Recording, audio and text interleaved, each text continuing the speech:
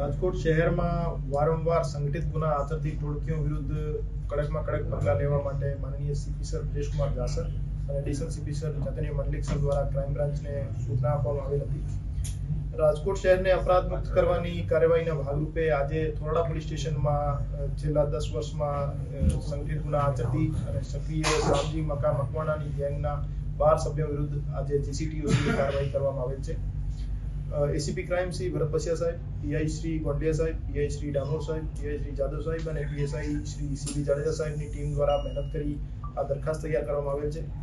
Shyamji મકા Makwana gang દ્વારા છેલ્લા 10 વર્ષમાં ખૂન, અપહરણ, છેડતી, બળાત્કાર, મારામારી, લૂંટ, રાયોટિંગ, ફરજમાં રોકાવટ જેવા 22 ગંભીર ગુનાઓ આચરેલ છે અને કુલ એના વિરુદ્ધ નાના મોટા 37 જેવા ક્રાઇમ્સ રજિસ્ટર્ડ છે। કુલ 12 આરોપીઓ પૈકી 8 આરોપી ક્રાઇમ બ્રાન્ચના ષડયંત્રમાં છે અને 4 આરોપી હાલ ફરાર છે।